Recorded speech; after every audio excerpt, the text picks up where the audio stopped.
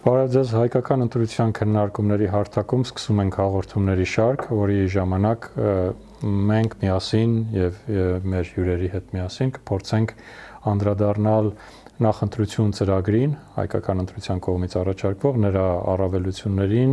նրա հնարավորություններին եւ այն բոլոր խնդիրներին կամ այն բոլոր հարցերին, որոնք առաջանում են մարդկանց մոտ այդ ծրագրի մասին լսելուց կամ կառաջանան, երբ որ ծանոթանան այդ ծրագրին եւ փորձենք հնարավորինս պարզ ներկայացնել եւ գաղափարական սկզբունքները եւ աշխատանքային սկզբունքները, ինչպեսին եւ այն քայլերը, այսպես ասած, ժամանակացույցը, որով որ պետք է առաջնորդվենք։ Այսօր հանդիպումը վարում ենք հարթակում միասին Արմեն Աղայանի հետ։ Ես Արթուր Բալոյանն եմ եւ այսպես, պարոն Աղայան կամ Արմեն, ինչպես հարմար կլինի զրույցը, որպեսզի ոչ այդքան պաշտոնական ներկայացնենք, խնդրեմ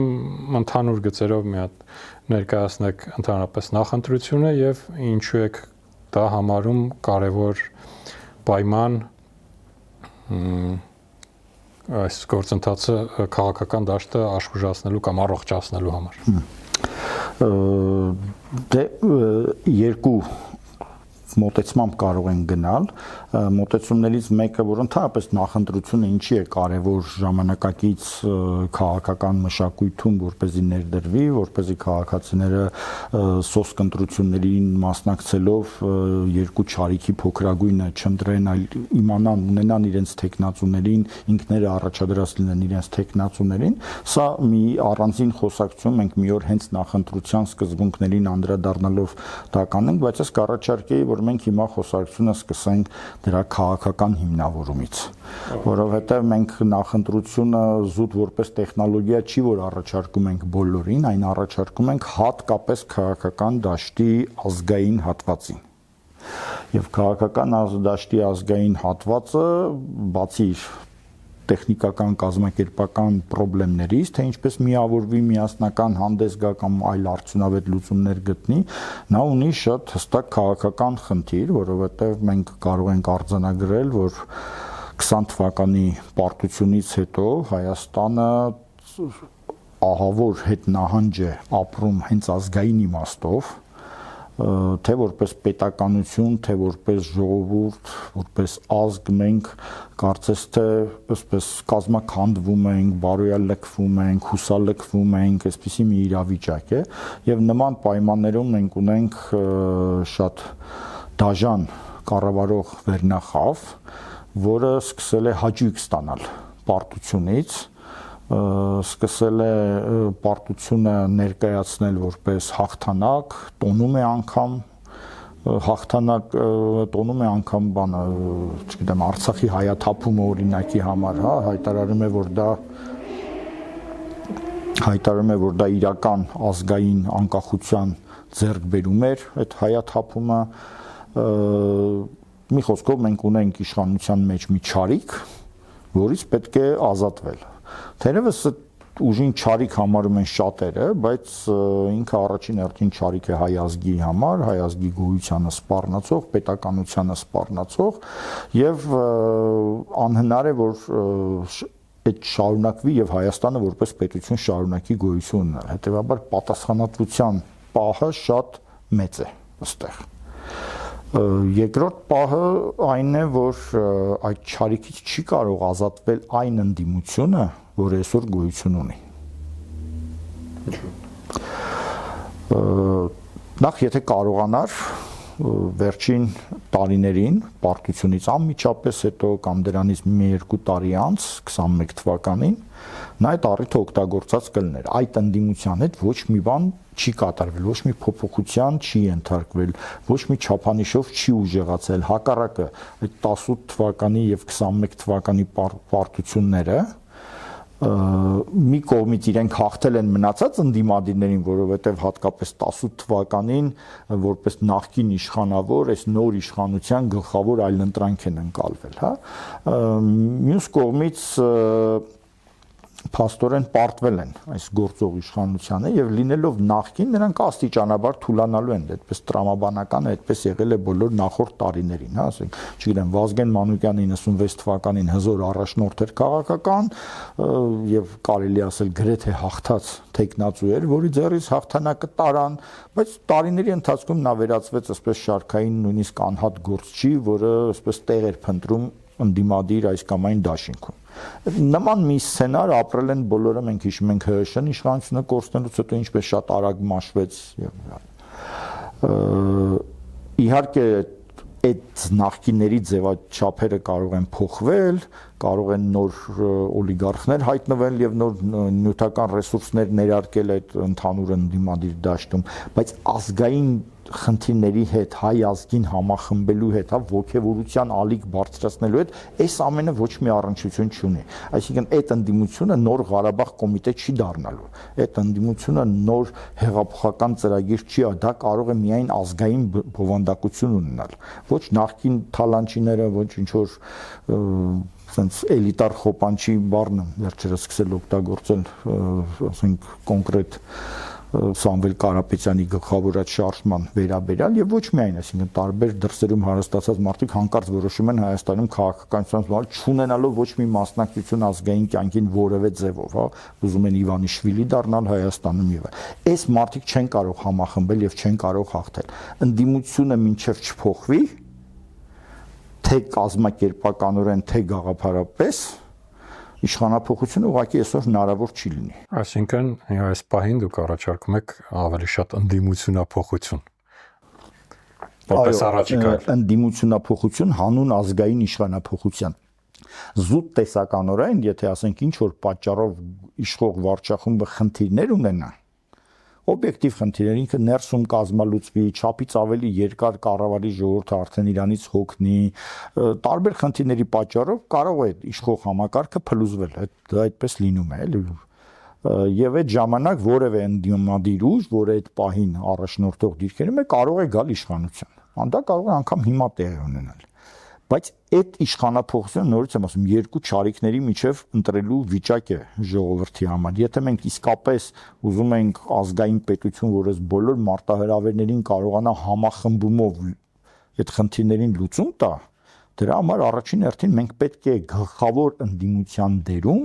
ունենանք ազգային ուժ։ Իսկ ազգային ուժը դա թե գաղափարական իմաստով այն պետք է լինի ազգային, թե կազմակերպական իմաստով, այսինքն այն պետք է ազգային իմաստով առաջադրված լինի, հանրային ձևով առաջադրված լինի։ Հիմա ավելի գործնական, ինչպես եք դա պատկերացնում։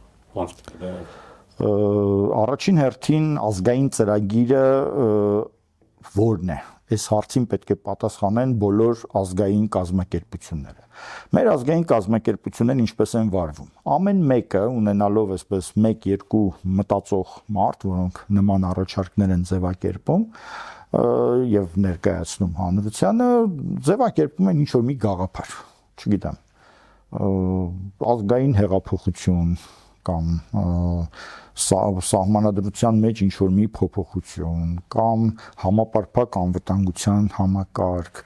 մի քանի գաղափարներ, որոնք թվում է թե ազգային են առաջին մոտեցմամբ, կամ ասենք նոյեմբերի 9-ի մերժում, չգիտեմ, ինքնիշխանություն, տարբեր գաղափարներ, այդ կազմակերպությունները կամ ֆետիշացնում են այդ գաղափարը, որպես բրենդ օգտագործեն, հա, նախընտրական շրջանում, եւ իրենք դրա վրա սևեռվելով իրենց թվում է վերջ, իրենք արդեն այդ ազգային ծրագրի բանալին գտել են։ Բայց հենց առաջին շփումների մեջ այլ խմբակների, այլ գործիչների հետ պարզվում է, որ այդտեղ ինչ որ անհստակություններ կան։ Բոլոր այդ գաղափարները, որպեսզի դառնան ազգային, հանրության կողմից ընկալվեն որպես հիմնական գաղափար, դրանք պետք է անընդհատ շփվեն։ Ես բերեմ մի քիչ այսպես ավելի սահմանային օրինակ, հա, ասենք ինչ որ մի ուժ ասում է Հայաստանը պետք է անպայման արևմուտքի հետ արևմուտքի աջակցությամբ այսպեսի մի բան անի։ Միայն այդ ձևով ինքը կարող է խնդիրները լուծել։ Հենց որ գալիս անդիմախոս եւ ասում է, չէ, տեսեք, SSS բաներն էլ կա, դա հանրությունը անգամ իրենց համակիր զանգվածը սկսում է հասկանալ, որ չէ, այստեղ ամեն ինչ միանշանակ չի։ Բոլորը բայց ուզում են մենախոսեն, ոչ ոք չի ուզում քննարկել, թե ինչքանով է մեր ասածը մի հատ փորձարկենք, էլի մյուսները դրա հետ համաձայն են, ինչ թույլ տեղեր կա, ինչ վիճելի տեղեր կա։ Այնինչ պետք է բոլոր թույլ տեղերը լուծված լինեն, բոլոր վիճելի հարցերը պարզված լինեն, որպեսզի շատ օբյեկտիվ հիմքով ներկայացվի այդ գաղափարը եւ այդպես հանրային աջակցություն ստանա։ Այնպես չի որ մեկը քնեց զարթնեց, ինչ որ մի հանճարեղ միտք եկավ գլխին ու եկավ ու ամբողջ ժողովուրդը ասեց՝ «Վայ, այս ինչ լավ էր դու ոնց որ եկած մեզ փրկելու, որովհետև այդ հանճարեղ միտքը հենց հիմա կոմոդ ծնվեց»։ Չէ, այդպես չի լինում եւ դա միշտ քննարկումների արդյունք է։ Եթե խոսքը գնում է ազգային ուժի մասին, դա առաջին հերթին ազգային ինչ որ ընտրանու քննարկումների, բանավեճների արդյունքում է։ Այսինքն այդտեղ պետք է լինի բանավեճ եւ այդ բանավեճից հետո ընտրություն, այսինքն որով բոլոր մասնակիցները, ավելի пассив մասնակիցները, հնարավորինս մեծ թվով մասնակիցները արդեն նախընտրական փուլում կայացնեն որոշում, թե ինչպիսի թիմ են ուզում։ Բայց այդտեղ չկա վտանգ, որ այդ բանավիճողները կարան արդյունքում դա վերածվի ոչ թե բանավեճի, այլ վեճի, այլ ու իրարից նեղանան ու ավելի շատ պառակտվեն, քան թե համախմբեն։ Դա հիմնական քննադատություններից մեկն է մեր առաջարկության, սակայն դա վտանգ չէ, դա հակառակը առավելություն է, որովհետև բանավեճի բացակայության դեպքում շատ ավելի մեծ վտանգ կա, որ առաջին դիրքերում կհայտնվեն մարդիկ, ովքեր չեն կարողանա ընդհանրապես ներկայացնել հարցերը, երբ որ մյուս ուժերի հետ են բանավիճելու կամ ուղղակի քարոզչական գործընթացի ժամանակ իրենք բավականաչափ որակյալ չեն լինի, ոչ թե հենց ներքուստ որակյալ չեն լինի, այլ այդ process-ով անցած չեն լինի, որպեսզի իրենց մտքերը բավականաչափ հղկած լինեն։ Եվ ամենակարևորը, եթե մենք առաջնորդ ենք ընտրում մեզ համար, մենք պետք է այդ առաջնորդներին ինչ որ նախնական փուլում ճանաչենք։ Ցավոք սրտի բոլոր այդ ազգային դաշտում խաղացող քաղաքական խմբակները իրենց հավակնությունը դրսևորում են սկսելով հենց այդ առաջնորդի անունից։ Հա, տեսեք, մենք ունենք այսինչ առաջնորդին, որը այսինչ գաղափար ունի։ Երբեմն գաղափարն են դնում առաջին տեղում, բայց կարծես թե իրականում նկատի ունենալով հենց առաջնորդին, էլի։ Եվ երբ որ դու դա դնում ես, արդեն ոնց որ որոշելու բան չկա։ Այսինքն այլևս մտագործունեության process տեղի չի ունենում, այլևս ոչ մի մտավոր աշխատանք տեղի չի ունենում, այդպիսի ազգային ուժ չի կարող լինել։ Այդպիսի բան իրեն կարող է թույլ տալ մի ինչ որ փողի տոպրակ, որ ինքը արդեն փողը ունի, բոլոր գործիչներին, հա, ասես դեմագոգ գործիչներին ընդունել է աշխատանքի, կապ չունի գաղափարի ինչ է, ինչ որ սիրուն բաներ կասեն, գովազդելով կփորձեն ընտրողների ձայներ ստանալ։ Ազգային ուժը այդպես չի կարող լինել, դա պետք է լինի քննարկում։ Հիմա ասենք օրինակ բոլորը օգտագործում են այսպիսի մի արտահայտություն հավաքական համապարփակ անվտանգության համակարգ։ Շատ գեղեցիկ, շատ ճիշտ դրված խնդիր է, բայց դա խնդրի լուծումը չէ, դա ընդհանրապես խնդիր է ձևակերպել։ Լուծումը շատ բարդ է։ Ինչպես ապահովել այդ համապարփակ անվտանգությունը, դա շատ բարդ հարց է։ Նույնիսկ մարդիկ չեն կարողանում տարանջատել այդ հարցը իր մասնագիտական եւ քաղաքական բաղադրիչներից, հա, երբեմն դրա մասին որ խոսում են, ցենց սայթակում են մասնագիտական խոսակցության մեջ, այսինքն դարձնում են զինվորականների քննարկելու հարց օրինակի համար։ Այնինչ դա շատ կարեւոր քաղաքական բաղադրիչ ունի, այսինքն որն է քաղաքական պատվերը համապարփակ անվտանգություն ապահովելու տեսակետից քաղաքական համակարգը կամ ավելի ճիշտ ազգը պետությունը ինչ սահմանափակումների, զոհողությունների կարող է գնալ առանց վտանգելու երկրի կայունությունը, առանց, ասենք, չգիտեմ, ժողովրդի մեջ ինչ որ բացասական բաներ առաջացնելու եւ միաժամանակ ապահովելու բավական բարձր մակարդակի անվտանգություն, որպեսզի պատերազմը չվերածվի վախի, հա, պատերազմը չասոցացվի վախի հետ, այլ ասոցացվի հակառակորդի ագրեսիան ինչ որ ձևով հակադարձելու եւ անգամ ինչ որ այդ իրավիճակներից օգուտով դուրս գալու խնդիրների վերածվի, հա։ Այս բանը բավական բարդ թեմաներ են եւ սա քաղաքական քննարկման առարկա պետք է լինի։ Եվ ընտրողները երբ որ պետք է տեխնացու ընտրեն, նրանք չպետք է, հա, մեկը ձևակերպեց, որ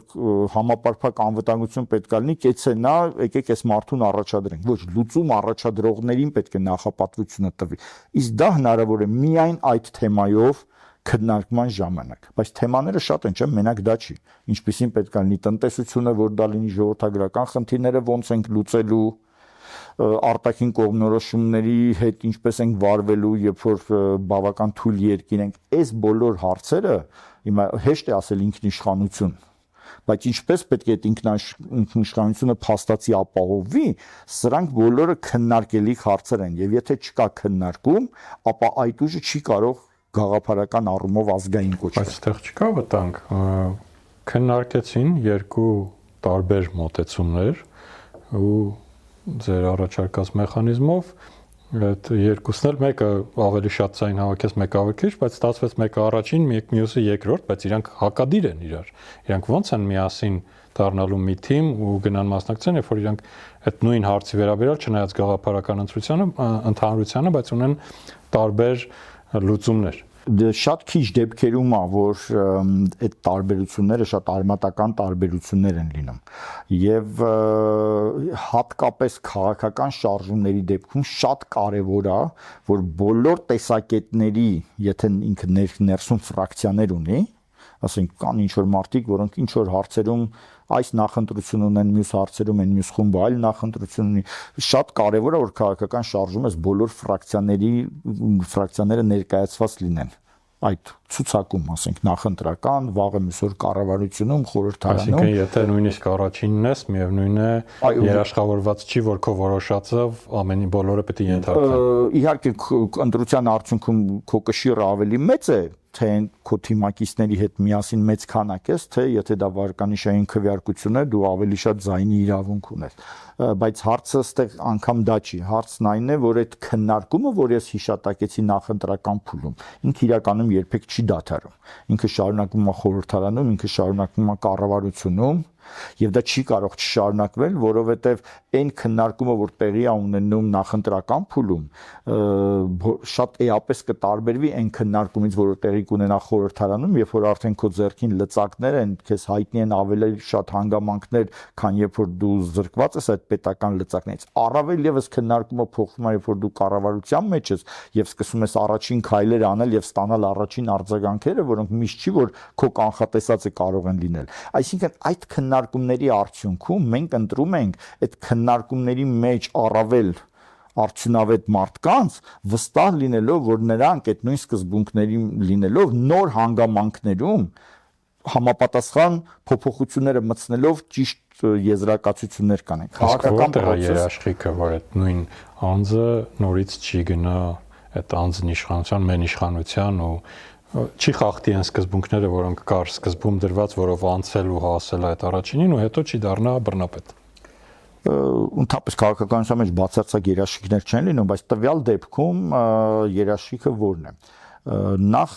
եթե սա վերածվում է քաղաքական մշակույթի, այսինքն հաջորդ անգամ նույնպես պետք է նախընտրությամբ առաջադրվի քաղաքական թիմը, հետեւաբար դու չես կարող բացահայտ քո թիմակիցներին հակառակ վարքագիծ դրսևորես եւ ակնկալես, որ դու հաջորդ փուլում դարձյալ կընտրվես։ Եթե դա ընտրական process է, սա առաջին սահմանափակումն է։ Երկրորդ սահմանափակումը մեր բոլոր առաջարկությունների մեջ դա որոշումների լայն կոնսենսուսով ընդունվելն է։ Տեսականորեն մենք կարող ենք նույնիսկ ասենք 100% կոնսենսուս ապահովենք, որովհետեւ այդ դեպքում բոլորը բոլորին պիտի համոզեն փաստարկներով։ Բայց քանի որ դա դժվար process է, մենք կարող ենք, ասենք, ընտրել, չգիտեմ, 2/3, 3/4 տարբերակներ, որպեսզի այսպես թեթև առավելություն ստանալով հակառակ տեսակետի վրա, այլևս չասենք վերջ, մենք հաղթեցինք, էլ քննարկելու կարիք չունենք, չէ, պարտավոր ես քննարկել, պարտավոր ես համոզել։ Եվ եթե թիմի նպատակը ընդհանուր է, իսկ այդպես մեծ թիմում դժվար է ասել, որ նպատակները կարան շատ տարբերն են, որտեղ մի անհատը կարա մի քիչ շեղվող նպատակ ունենա, բայց որ մարդկանց քանակը շատ է, կարծես թե ավելի է հեշտ ձևակերպվում ընդհանուրը, հետեւաբար այդ քննարկումը այսպես թե այնպես արդյունավետ է։ Երրորդ հանգամանքը այն է, որ օբյեկտիվ քննարկումների ժամանակ մարդկանց տեսակետները ոչ թե հեռանում են, այլ մերձենում են։ Այսինքն երբ որ դու ունես ինչ-որ մի տեսակետ, հիմնավորված պնդում ես եւ մեկը քեզ քննադատում է։ Ցանկացած քննադատություն դա հիանալի հնարավորություն է քո տեսակետները ավելի լավ ձևակերպելու, փոքրիկ հայտնաբերված թերությունները, սխալները շտկելու եւ հաջորդ անգամ այդ ավելի համոզիչ ձևով քո ասելիքը ներկայացնել։ Դա մի քիչ քաղաքական մշակույթի կամ գրելու բանա, որովհետև շատ դեպքերում քննադատությունը որպես թշնամանք սա հավասարապես կարելի է գիտության մեջ էլ բան անել, անգամ գիտնականները կարող են թշնամաբար տրամադրվել միմյանց եթե չլսեն, բայց եթե լսեն փաստարկներին, դրանք անհնար է չընդունել, որովհետև գիտության պարագայում ընդհանրապես օբյեկտիվություն է։ Միայն Հայաստանում ես, եթե լսում ես, դա օբյեկտիվ է։ Սա ժամանակի ընթացքում ձևավորվող երևույթ է։ Այսօր այդ վախերը կան շատերի մոտ, որ այ ես չգիտեմ ինչ որ մի գաղափար ունեմ, հանկարծ կարող է գնանք եւ ընդ ինչ որ մարդիկ այդ գաղափարը չընդունեն։ Ավելին դա դրվում է նախապայման։ Հենց ինչ որ մի գաղափար դրվեց նախապայման, արդեն դա քննադատության ենթակա չի, արդեն դառնում է ոնց որ շատ թույլ գաղափար, որովհետև չի անցնում քննարկումների փուլով, չի հղկվում, չի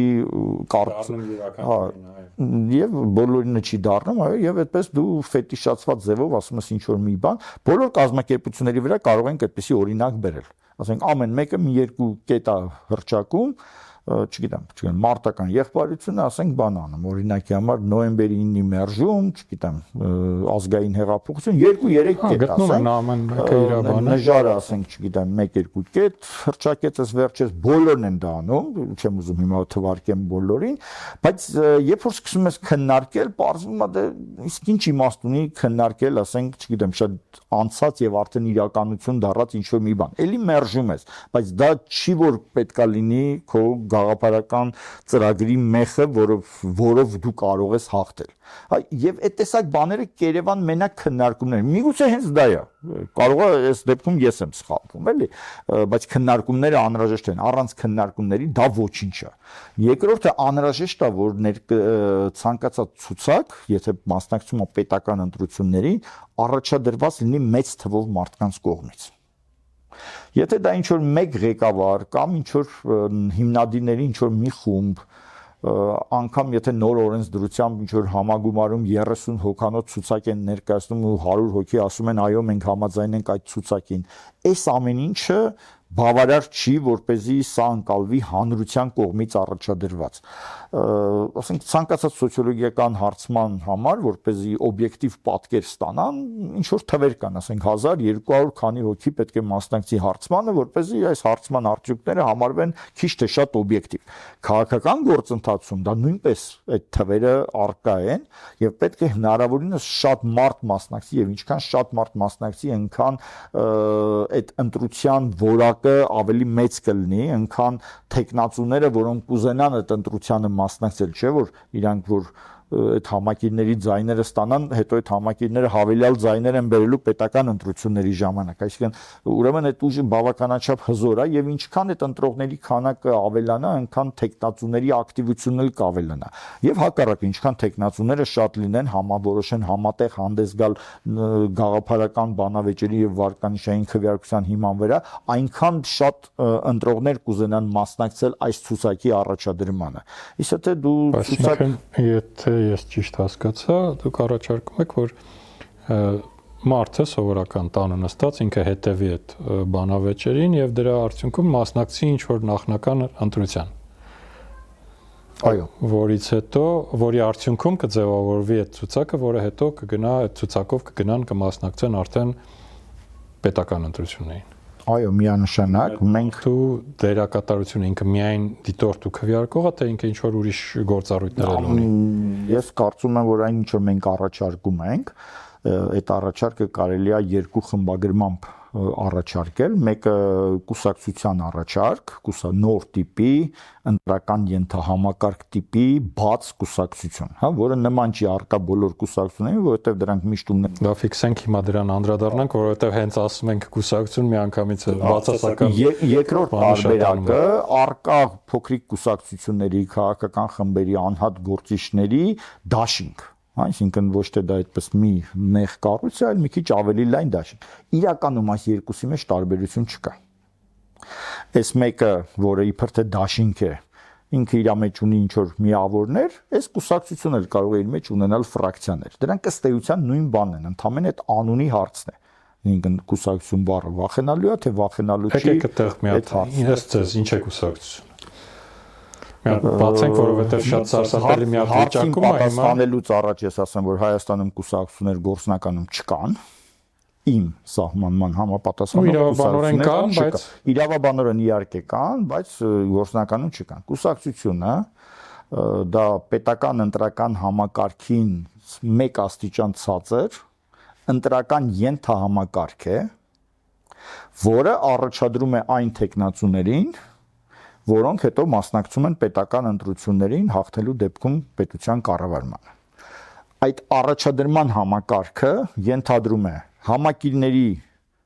առկայություն, գաղափարական առումով համակիր ինչ որ զանգվածի առկայություն, որոնք ներկայացում են քաղաքական դաշտի նույն հատվածը, ցանկալի է այդպիսի մեկ համակարգի մեջ համախմբվի այդ հատվածը, ոչ թե պարակտված լինի 2-3 մասի,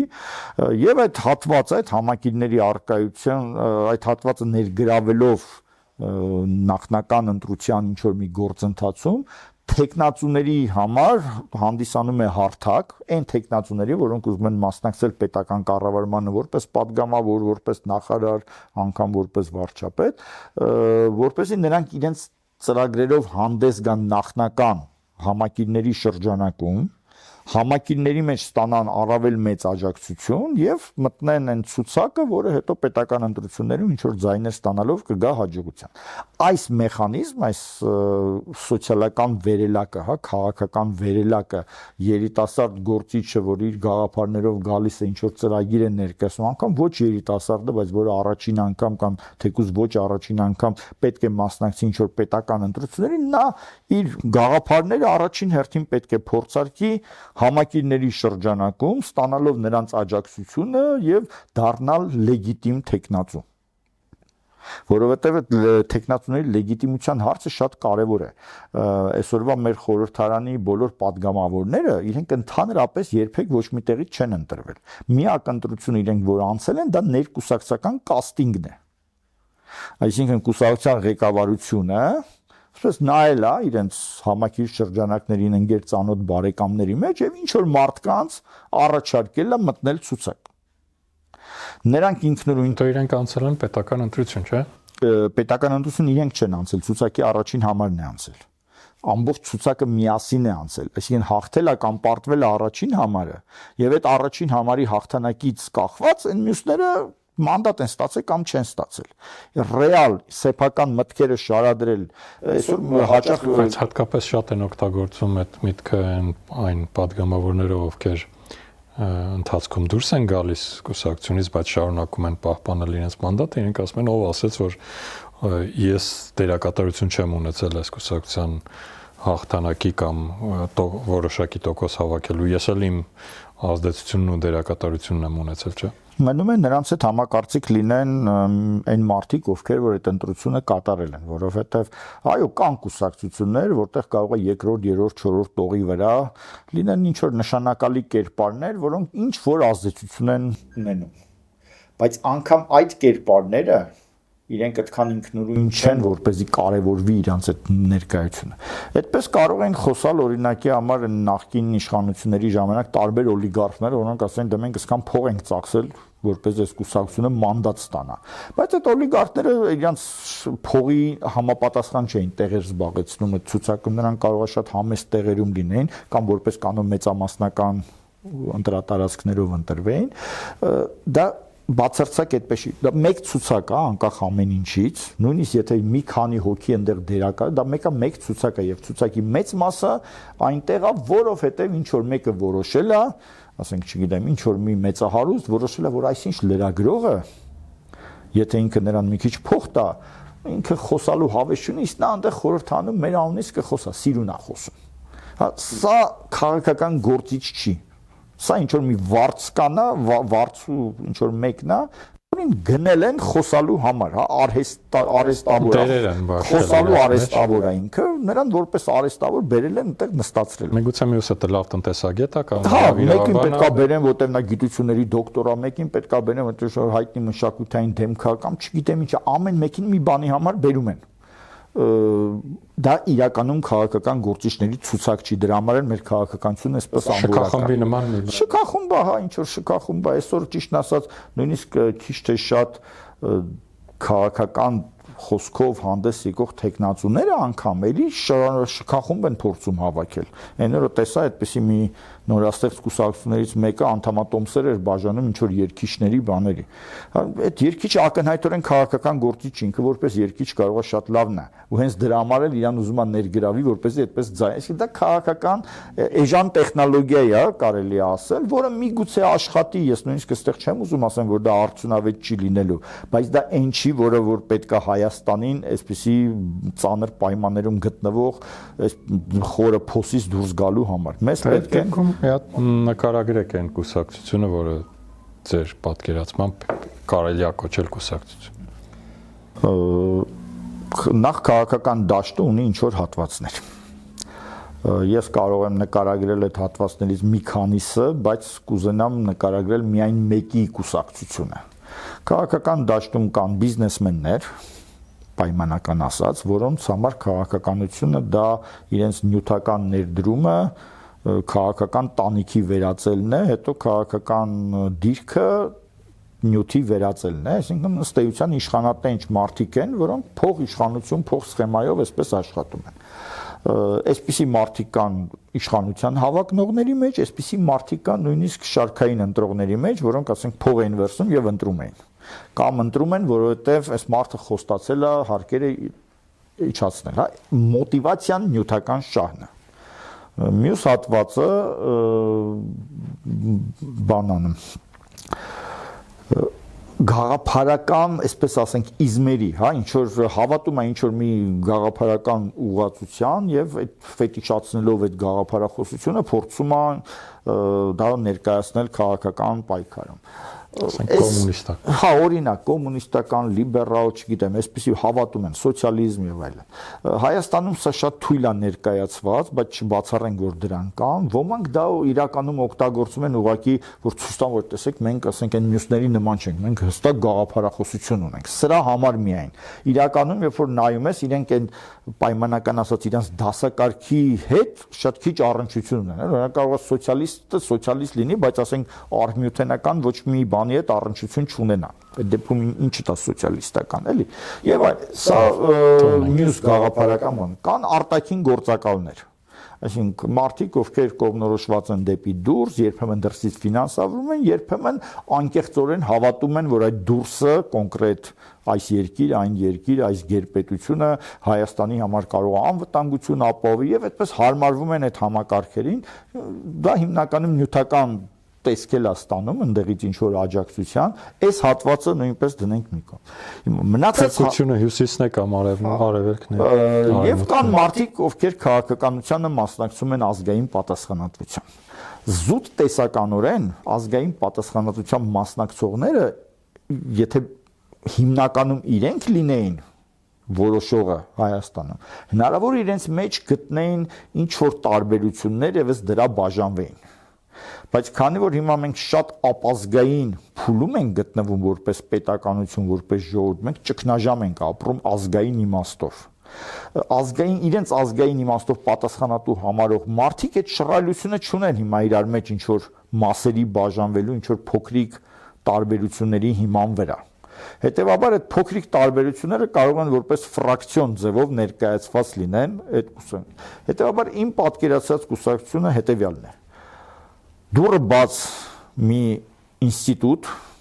որտեղ կա կանոնադրություն, որտեղ նկարագրված են ինչպես են ընտրվում այդ կուսակցության մարմինները, ինչպես են առաջադրվում տեխնացուները, բայց ոչ ոք չի որոշում, թե ով ըստեղ իրավունք ունի անդամակցել եւ ով ինչ կարգավիճակով իրավունք ունի անդամակցել։ Այսինքն յուրաքանչյուր մարդ ինքն է որոշում այդ կառույցում իր դիրքը։ Դու կարող ես լինել պարզապես ընտրող, ծանոթանալ տեխնացուներին եւ քո քվեով որոշել ում ես ուզում տեսնես վարչապետի տեխնացու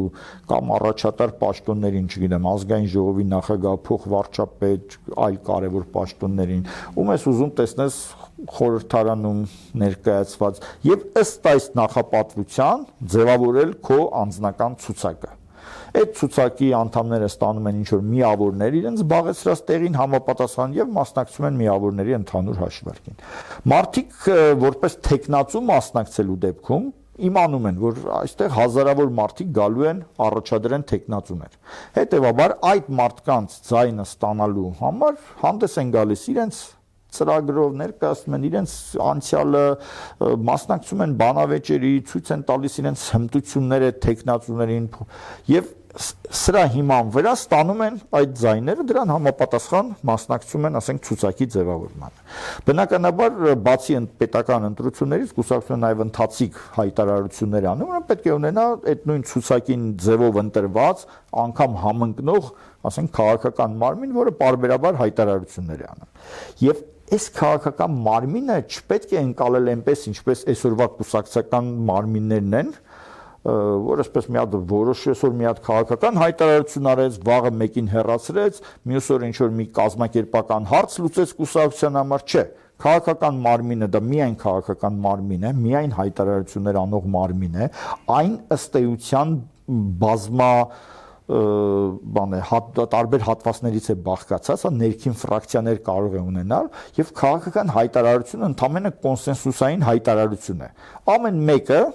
ազատ ձևով կարող է վեր կենալ այդ քաղաքական խորհրդի անդամ կամ ոչ անդամ կուսակցական եւ հայտարարել, որ ինքը համաձայն չի, քննադատել այդ հայտարարությունը։ Այսինքն, որ կուսակցությունը պետք է ներսում քննարկի եւ միայն մի որոշում կայացնի, դրանից հետո բոլորը պետք է սսկվեն, սա անիմաստ եւ այդ կուսակցությանը շատ վնասող մի բան է, որովհետեւ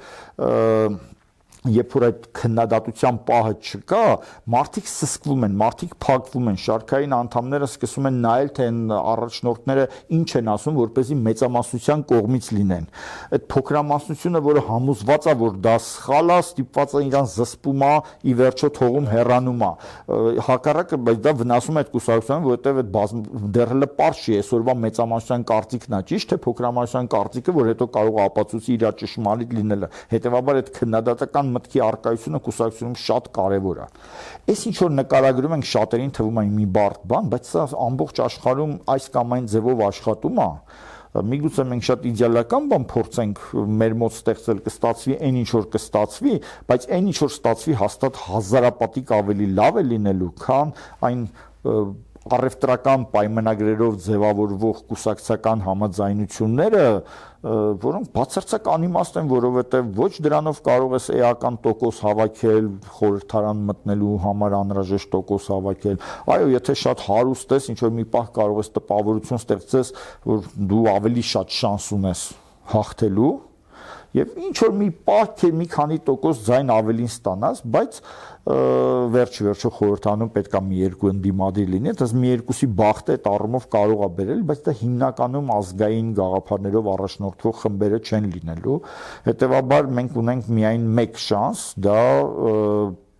մասնակցել ոչ թե միանգամից պետական ընտրություններին, առանձնաբար իրար հակասելով, իրար հրմշտելով, մարդկանց ապակողմնորոշելով, չիմանան, որ մեկին ընտրեն, այլ բոլորով միասին մասնակցել մի նախընտրության, ինքներս կազմակերպենք այդ ընտրությունը, եւ այդ ընտրություն կազմակերպող կառույցը հենց կուսակցությունն է։ Հարմարության համար կարող են անունը դնել կուսակցությունների դաշինք, եթե այդ ֆրակցիաները ոչ թե ֆրակցիաներ են, այլ արդեն ինչ որ կնիք են ձեռք բերել եւ իրենց կուսակցություն են։ Իրականում կուսակցությունը մեկն է, ազգային բևեռում չի կարող լինել 10 ազգային կուսակցություն։ Կարող է լինել միայն մեկը։ Անիմաստ է քաղաքական դաշտի այդ հատվածում երկրորդ կուսակցության գոյությունը, հատկապես եթե ուզում ես, որ դա լինի հաղթական կուսակցություն։ Այսինքն, եթե ես ճիշտ հասկացա, դուք առաջարկում եք յուրաքանչյուր մարդու, որ ինքը իր նախաձեռնությամբ համախմբվելով ստեղծի մի կառույց, որտեղ ինքը կարա ընտրի իր գործունեության չափն ու ձևը, իրան ոչ մեկ չի կարա այդ կառույցից հեռացնի, ինքը ընտրի այդ կառույցի եւ կազմակերպական մարմիններին առանձին եւ քաղաքական մարմիններին առանձին եւ իր դերակատարությունը ինքն էլ որոշի այդտեղ, ինքը ֆինանսավորի այդ կառույցը եւ արդյունքում այդ քննարկումների, լայն քննարկումների, ինչպես նշեցիք, միջոցով իր մեջից հայտնաբերի կամ առաջ մղի այն անձանց, ովքեր ի վիճակի են ստանալ ավելի լայն աջակցություն, այդպես գնալ եւ ստանձնել պատասխանատվություն արդեն ամբողջ պետության կառավարման գործում։ Այո, կուսակցությունը ըստ էության ընտրողների միությունն է, որոնք իրար հետ պայմանավորված իրենց մեջից տեխնացուներ են առաջադրում առաջիկա ընտրություններին մասնակցելու համար։ Դա առաջադրում են անպայման քննարկումների միջոցով, քանի որ մեր համակարգը խորհրդարանական, այսինքն մենք ցուցակ պետք է առաջադրենք, ուրեմն վարկանիշային քվեարկության, որպեսզի հնարավոր դառնա այդ եւ բնականաբար ինքներս էլ ֆինանսավորում ենք մեր մասնակցության վճարներով, թե ընդհանուր անդամավճարներով, թե հենց նախընտրությանը մասնակցելու ինչ որ վճարներ կարող են լինել, բայց սա նաեւ ֆինանսական անկախության հարց է, որ դա ինչ որ մի օլիգարխին չի պատկանում, այլ պատկանում է ընտրողներին։ Եթե մենք ուզում ենք ազգային պետություն ունենալ, դա ինչ որ մեկը չի երկնքի չի իջնելու այդ պետությունը, մենք պետք է այդ ազգային պետությունը ստեղծենք այդ ամենահիմքերից, հիմքը դրա քաղաքական համակարգն է, որը այսպիսի ընտրական ենթահամակարգ տիպի կուսակցություններից է սկսվում։ Եվ եթե մենք հաղթահարենք մեր ապաքաղաքական մթնոլորտը, եթե կարողանանք հաղթահարել մեր այսպես վախերը քննարկումներին մասնակցելուց կամ հանկարծ պարտվելուց, հանկարծ այնպես չլինի, որ ինձ չընտրեն առաջնորդ, եթե այս բոլոր վախերը հաղթահարվեն, մենք կունենանք իսկապես հաղթական մի ցուցակ, որը շատ հեշտությամբ կփոխի ընդդիմությունը թե կազմակերպական, թե գաղափարական իմաստով եւ փայլուն հնարավորություն կստանա ոչ միայն իշխանությունը տապալելու, այլև կարճ ժամանակում ազգային պետություն ձևավորելու համար։ Շատ լավ, դա ինչ ինձ թվում է լսեցիք այն նկարագրությունը, պատկերացրեցիք այն կուսակցության, որը որ առաջարկում է հայկական ընտրությունը, գրեք մեզ, եթե ինչ-որ հարցեր ունեք, առաջարկներ ներկայացրեք կամ ձեր կարծիքները հայտնեք, մենք մեծ սիրով նորից հաջորդ քննարկումների ժամանակ կանդրադառնանք նաև այդ հարցերին, փորձելով ավելի մանրամասն ներկայացնել այս գաղափարը, այս առաջարկը, բայց ամեն դեպքում ամփոփելով այսօրվա մեր քննարկումը, ես էլ կարծում եմ, որ հնարավորինս ակտիվ մասնակցությունն է միակ ձևը, միակ տարբերակը, որով մենք կկարողանանք տեր կանգնել մեր պետությանը եւ ստանձնելով այդ պատասխանատվությունը կառուցենք այն պետությունը, որի մասին բոլորս երազում ենք։ Շնորհակալություն, պարոն Աղայան, այս հետաքրքիր զրույցի համար։ Հուսով եմ, որ մենք կունենանք այն արձագանքները, այն առաջարկները, որոնց հիման վրա կկարողանանք ավելի բացել եւ ավելի մանրամասն ներկայացնենք այս առաջարկները։ Շնորհակալություն, որ մեր հետ էիք, կհանդիպենք ստեստ։